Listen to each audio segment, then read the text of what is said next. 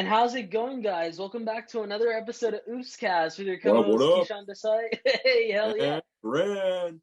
Man, we are so excited to get another episode out today. It's been a while. If you guys haven't seen the last episode, go check it out. Go check out the last season finale we just did of 5 Minute Fantasy, where you get all the best fantasy tips for who to draft and whatnot. And I'm sure we'll be bringing out new episodes next year too, with a new fantasy season coming out, I assume, right? Hell yeah. Yes, sir.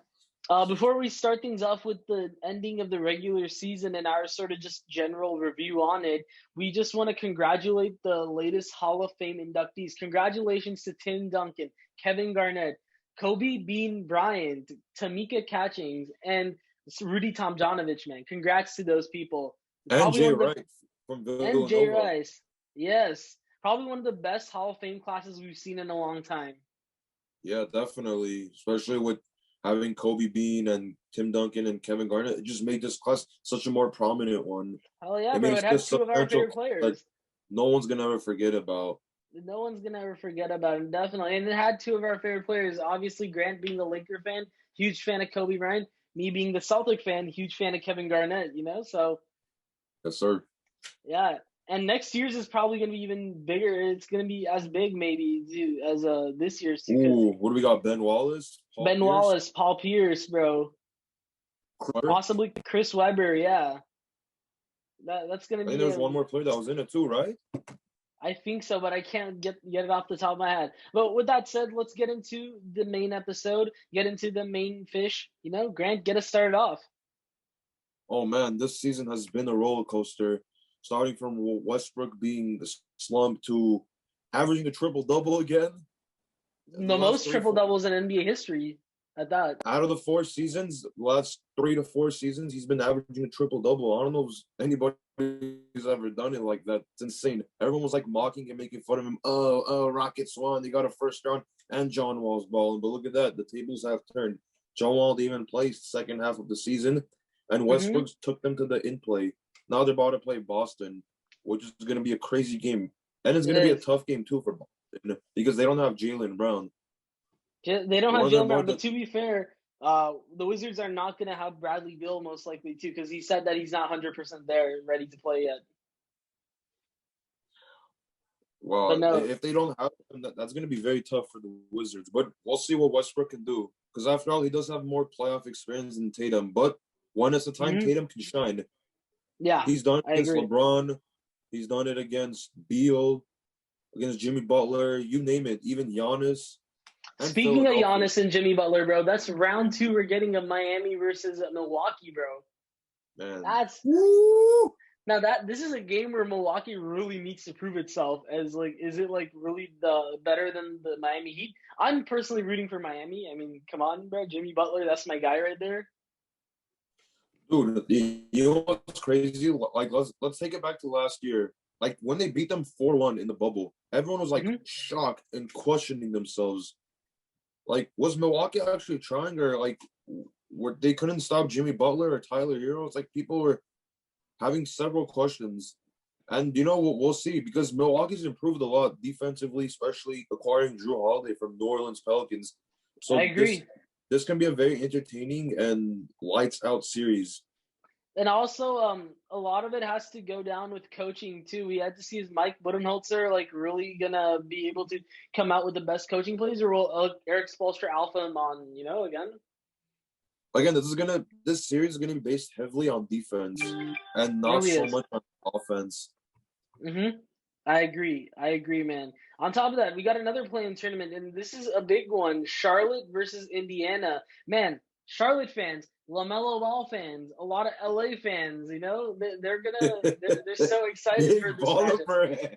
Big baller brand, we the best. What do you think, bro? You think they're gonna be beating Indiana, or you think Indiana's gonna beat them? I think based off experience, I think Indiana's actually gonna take the top spot. I mean, don't get me wrong, I'd be really surprised if Charlotte pushed through and beat Indiana. But I think my guy Domantas Sabonis will pull it off. He's gonna be pulling that matchup off. And then what? They're gonna play Brooklyn, I think, in the first round, right? Or they're gonna play Philly. Okay, so for their situation, yes, they would actually play Philadelphia, because if one of them, because they're in the 9th and 10th seed. So if Charlotte or Indiana were to win, they would play the loser of the Celtics and Wizards game, and whoever wins that game would play the first seed overall. So if I think the winner of the Boston game would play Brooklyn. Ooh, yeah. Okay. So, let's hope, man. I'm waiting. I mean, to be fair, I'm kind of wanting to see a Celtic versus Brooklyn Nets series, even though all season long they've beaten us. But You know, and but let me tell you this though: playoffs is totally different. yeah, The playoff atmosphere is totally different. Regular season and playoff, you can separate them because you're gonna see a right. whole lot of different games. And when I watch NHL too, it's a totally different experience. That's what I've Definitely. noticed. I mean, The the same thing Kings, with the the NFL Goldens, too. or the Calgary Flames.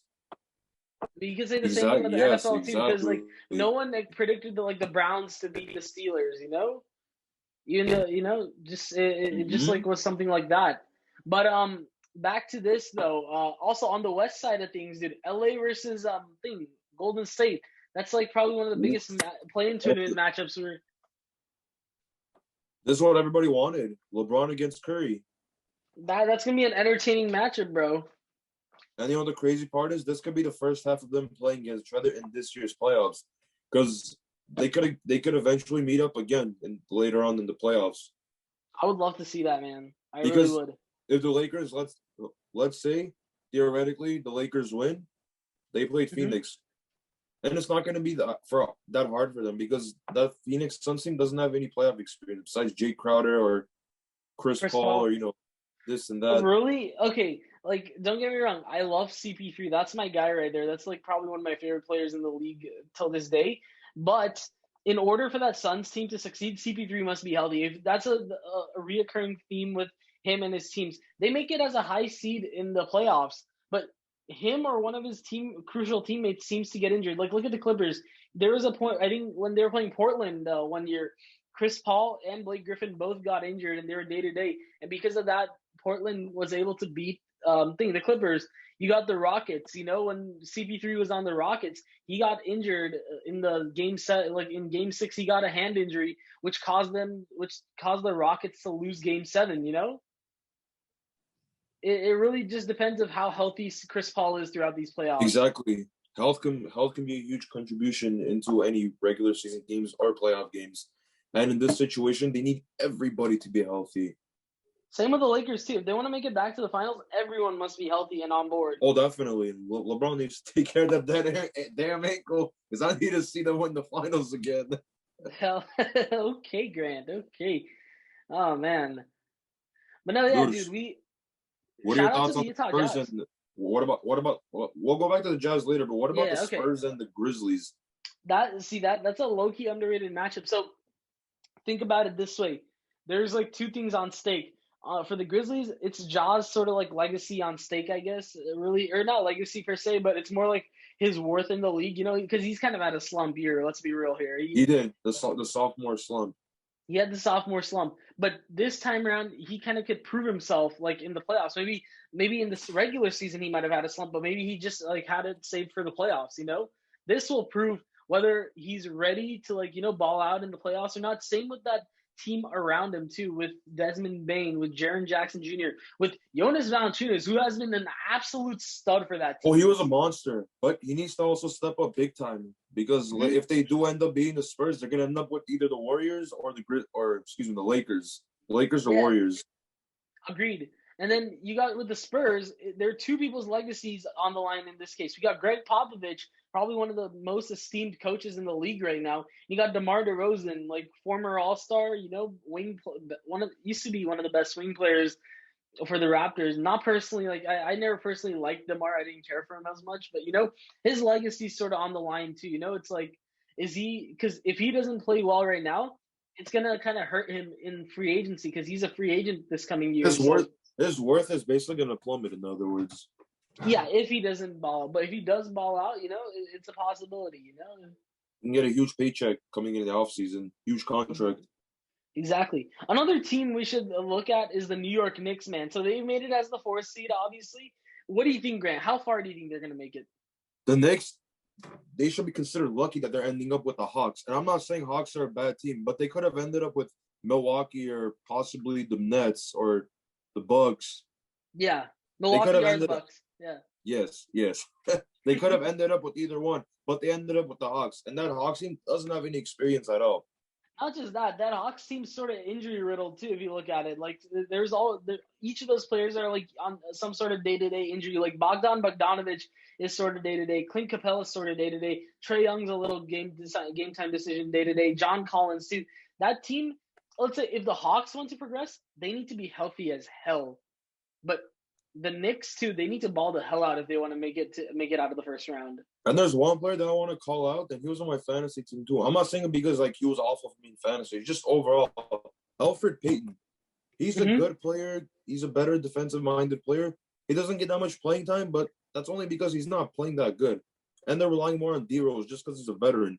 Now, if they want to easily beat the Hawks, not just by struggling to beat them, but if they easily want to beat the Hawks, I feel like Alfred Payton needs to step up for that team because he's not doing that much. He's committing lots of turnovers. He's not scoring that much.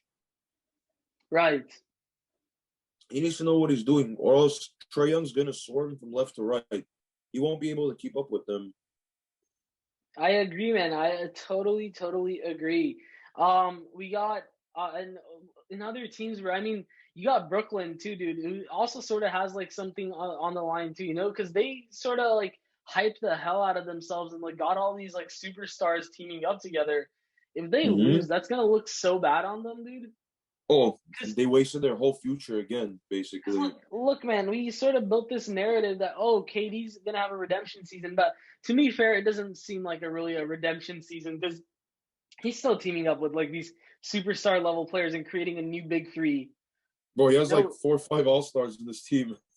Yeah, dude, it's crazy. I forget Blake Griffin's on that team, bro. Man, they had LaMarcus Aldridge at one point until the guy had to retire. Yeah, dude.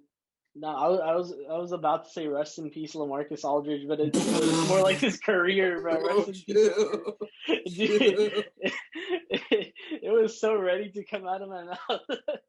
But, bro, the one team that shocked me the most, you mentioned them earlier in the show when I told you to talk about them later, the Utah Jazz. Utah Jazz, man, that team right there, dude.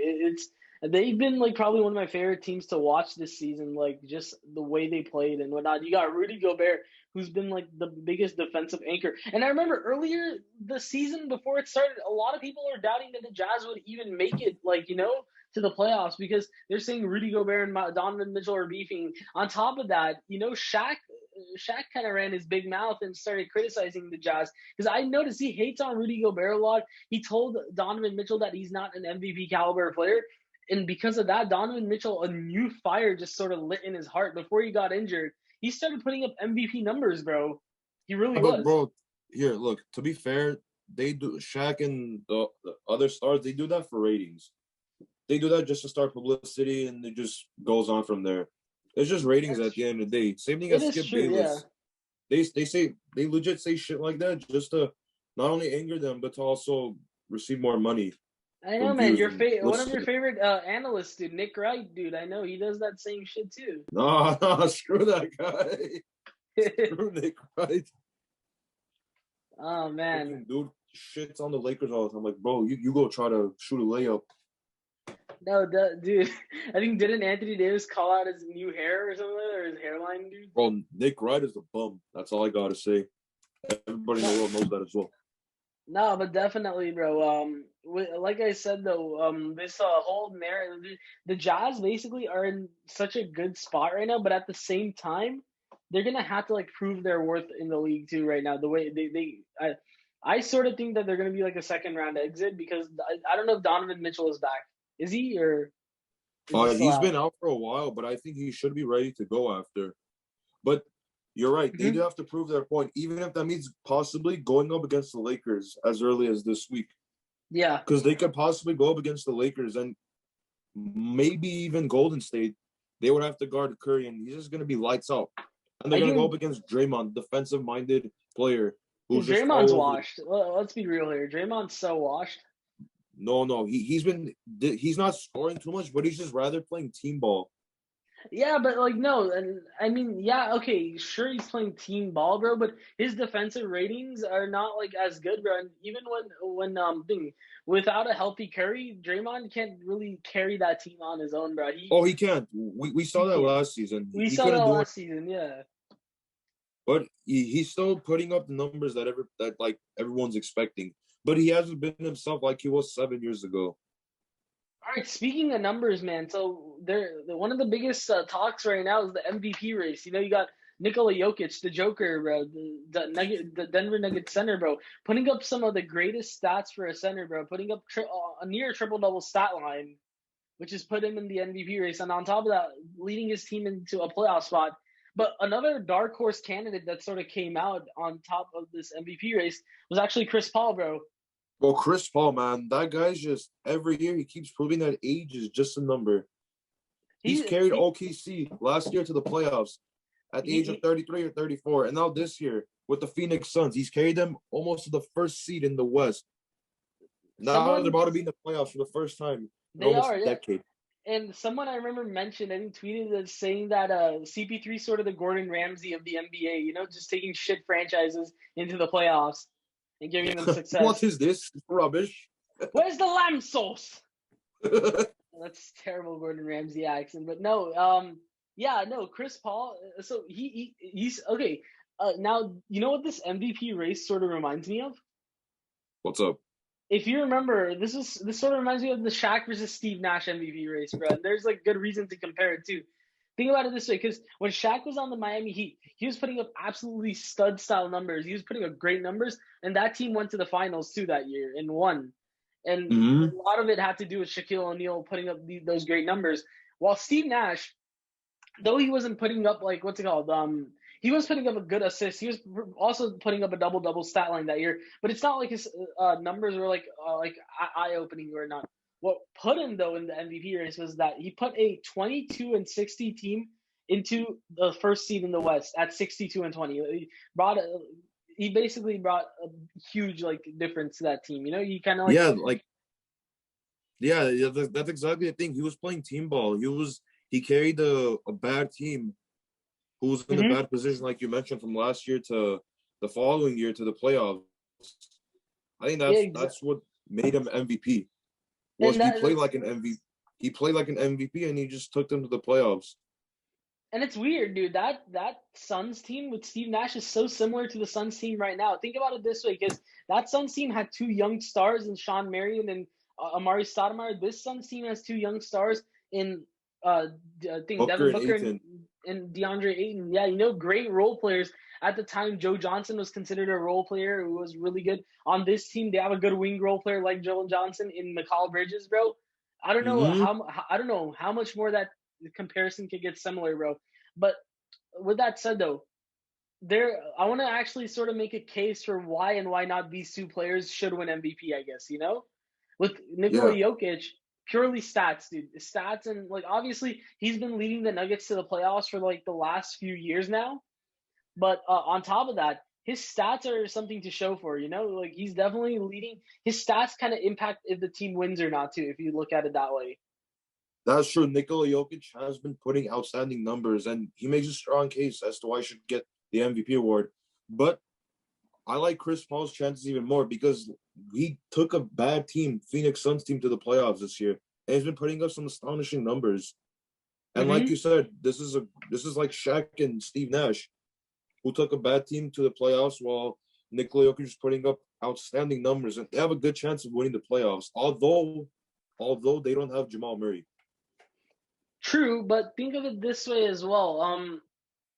Curry when Curry and LeBron had their MVP race in 2015, LeBron brought that terrible Cavs team back into the top of the East, but he didn't win MVP that season. Curry won MVP unanimously at that too, because this is before the 73-9 Warriors team, but Curry was putting up astonishing stats. He was like putting up some of the best stats seen in a point guard and like a high 3-point percentage rate and whatnot. You could say the same thing about Nikola Jokic.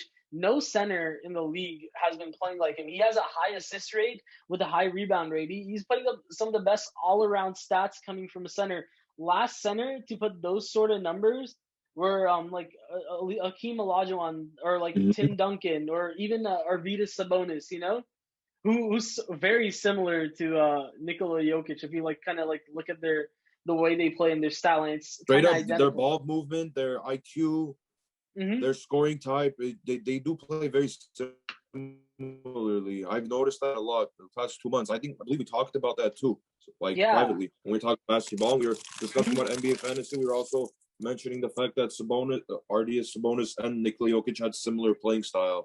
Exactly, man. Now Now the only reason I could say yeah, this Jokic wouldn't win an MVP is because look, his Nuggets team definitely underperformed. I think this year, right? Because when they were the third seed last year, if I'm correct, They, right? yeah, they were third seed this year too. Oh, they were the third seed this year. I thought they were the Yeah, fourth. because the Flippers lost The to Flippers OKC and lost. Rockets. Right. Oh man. So wait, Man, who's the fifth seed in the West then? the Mavericks.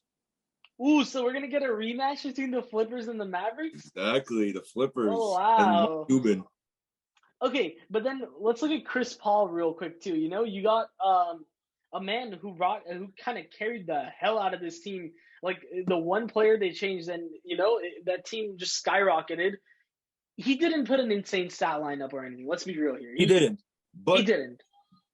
with his veteran playing style and with his voice, he Hmm. motivated the team to pass on teams like Lakers, Nuggets, Nets, Philadelphia. They won some crazy games that I weren't even expecting to win.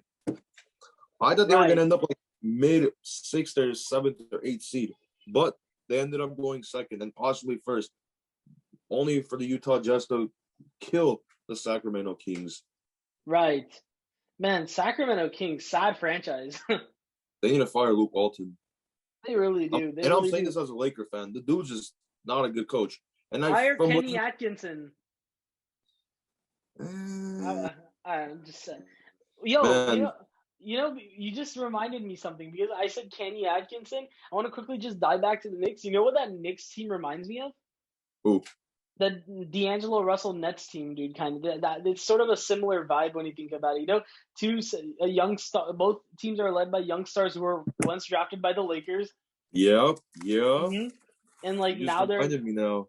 yeah, and it's like just a young raw team, with raw potential. And they had some veteran stars, like the Nets' biggest veteran star, I think the most underrated player of all time, Jared Dudley. Come on. My boy. He just came back yesterday. I don't know if you saw the game. No, I didn't watch the Laker game, dude. My man grabbed 2 rebounds, and that was a stat line for the night. No, man. Nah, dude. No, my boy grabbed 2 rebounds. Wow. And no, and with the Knicks, dude, you got like Derrick Rose who's balling the hell out. Also, shout out to D Rose. I'm actually I am as disappointed as I am as a Boston Celtic fan right now because of how bad they've played this season and with our injuries and whatnot, dude. Boston definitely underperformed the hell out. But I am also sort of rooting for the Knicks right now too. I want to see them kind Oh, of do me something. too. The league sucks without the Knicks being good. That's like one of those teams, like because both you and I sort of grew up watching basketball in the early 2000s and 2010s and whatnot, Yep. and we And we kind of we just always saw the Knicks performing though, especially with having Amari Stoudemire and Carmelo Carmelo Anthony, Anthony, Tyson and even Raymond Chandler, Felton at the time. Raymond The dude was Felton. a stud. Come He on, was a man, stud, but Linsanity, bro, Linsanity. oh yeah. No, dude, definitely, bro. No, dude, that Knicks team, dude. I'm happy to see that thing. Derrick Rose got a chance again with the Knicks under Tom Thibodeau, who's like also kind of as a coach, he's probably having one of his best seasons. He's like sort of a bounce back season as a coach. Oh, by the way, yeah. Thanks for reminding me. Shout out to Tom Thibodeau. Like he's Hmm. really turned this team around. They were ranked number one against offensive rating teams. So Right. basically, what this was, they allowed the least amount of the opponents couldn't score that many 3-pointers or even points in general against the Knicks, and they were rated number one, basically in the Hmm. defensive rating. So shout out to them. Tom Thibodeau like really knew these players' strengths and weaknesses He and just fixed it definitely up. and he definitely deserves to be in the Coach of the Year conversation too. Oh, I think I'll be very shocked if he doesn't win. I would put him, Monty Williams, and Quinn Snyder in that conversation. Mm-hmm. Those three guys this year deserve to be in that conversation. And maybe Steve Nash too. Just maybe Steve Nash. See, okay, like I like Steve Nash as a player. He's like a player I really enjoyed watching. But as a coach, he sort of gives me Steve Kerr vibes, where it's like mostly the stars are doing the work, and it's like just kind of there in the background. You know, he's just kind of there vibing. Yeah, but to be fair, coaching isn't that easy, and the It's fact that they not. even went to this, because look, think about it. They had lots of injuries overall in the season with James Harden's hamstring, with Kyrie Irving going out because he couldn't miss some birthdays, and who else? KD with the foot injury. They Yeah, were still winning games with shitty right. players like Tyler Johnson and Nicholas Claxton. He was still doing a phenomenal job, so I could possibly push him into the Coach of the Year candidates. I would. Oh, okay. I guess you could say that. I mean, by that standard, you could say that. Again, I'm not saying he's gonna win for sure, but he's a coach that people should definitely talk about. He's earned my respect as a coach. Any other team that you were sort of disappointed by this year, though? Like, Toronto. I said the Celtics, and Toronto, big time disappointment this year. Man, like I think it has to do a lot with the coach. Again, nothing against Nick Nurse, but lots of all their players, including Pascal Siakam, Fred VanVleet, they weren't getting along with the coach. I So heard, this could be a big question: is this job still on? Is this job on the line, or is this something that could be resolved before the season? What do you think? I definitely think that with I mean Toronto, I think might have just had a slump year. You know, it's like I think it's sort of like a Golden State style thing. You know, where Golden State had most of their stars injured and not playing, so they had a slump year. I think Toronto sort of experienced a similar thing, even though they didn't have that many injuries. I mean, no, there were good periods of time where Kyle Lowry didn't play, and like Pascal Siakam was also like sitting out games too and whatnot. But no, I think when it comes down to it, I don't think they should fire Nick Nurse. I think You don't think so? I mean, I don't think they should no. either. But I also feel like lots of people were like eager enough to like have the Toronto organization fire Nick Nurse. But I just think it's kind of absurd too at the same time. You know who I think definitely should be fired though from their coaching position? Nate Bjorkgren from the Indiana Pacers, bro. That guy needs to get the hell out of Indiana. But Let's it's be his real first here. year. It's his No, first year though. he's not, and he hasn't left a good impression, dude. I'm not gonna lie, dude. I mean, you could have said the same thing about Jim Boylan when he was on the or when he was on the Bulls. Okay. You can't Yeah, compare that coach to Nick Boyle. Like nothing, and I mean it. Nothing gets as worse as Nick Boyle or Jim Boylan. Jim Boylan. Jim Nothing Boylan gets as worse sucked. as him. No, but because if you look at it, like Goga Bitadze had a three, he shot a three in one of the games, and Nate Bjorkgren got pissed off at him for shooting the three, bro. And he You told him to serious? he told him to sit his ass down on the bench too, dude, which is crazy. Sheesh. Nah, man, he's definitely. I think one of the coaches though that's like finally getting the recognition he deserves, and like he's like for the right reasons is I think Nate McMillan. Oh, Nate McMillan, He was man. done dirty. He was done dirty by the Indiana Pacers, and he's got a job now with he's a head coach for the Atlanta Hawks, dude. And look at the Hawks right now. Yeah, they're in the playoffs, not in the in-play tournament. Mm-hmm. But I feel like Sacramento Kings should definitely try to go after Nick McMillan, even if that means throwing multi-millions of dollars to him. Just give him I the think the money. Hawks are gonna stick with him though. It's just my That would be very smart of the Hawks. But Nick McMillan, he's made a good impression of himself and for the Pacers organization in general. They just been nothing. They just been a very good team overall. Like I don't remember one year where they were trash. They just been good constantly. Like, do you right. remember them being trash in general? No, hell yeah, dude. Pacers are one of the most Mm-hmm. successful organizations ever. Although, They've always had like I guess like one or two off years, bro. But it's never been like anything major, dude. Like maybe in 2010, yeah, like when they drafted Paul George, they might have had that one off year. But I don't think after that they've always like sort of succeeded, dude. I've never seen them not make the playoffs. Really, it's like they've always been sort of in the playoff hunt. You know And they what? always clinch it too. They just But always been like a first round exit. right, that's where I was gonna get at. I think now it's sort of like that's the point. They need to sort of get off that hump. Like what do they do to get off? Get across the playoffs. Like if they want to make the finals, they're gonna start having to make like some big changes to their team too. Maybe Demonis Sabonis needs to start playing big. I think he's sort of like the new leader of that team. Like let's be real Or you here. acquire a star player. Maybe you acquire a star player like possibly like Bradley Beal. Dude, Bradley Beal on that team would be nice too. Yeah, I mean, although Indiana's not a location where it appeals most NBA stars, Mm-hmm. I feel like they can still make a very strong push into getting one.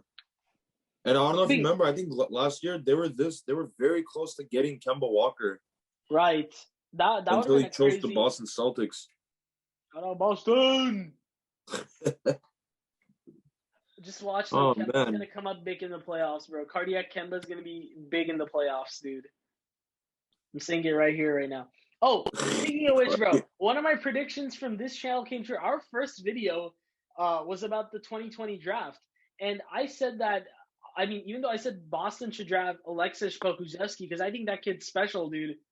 Look at him on the Thunder. That Thunder team is full of young stars, bro, in the making. Him, Moses Brown. Dude, did you see Moses Brown's stat line last night? I think he had 80-something fantasy points. Yeah, he had 7 blocks, bro.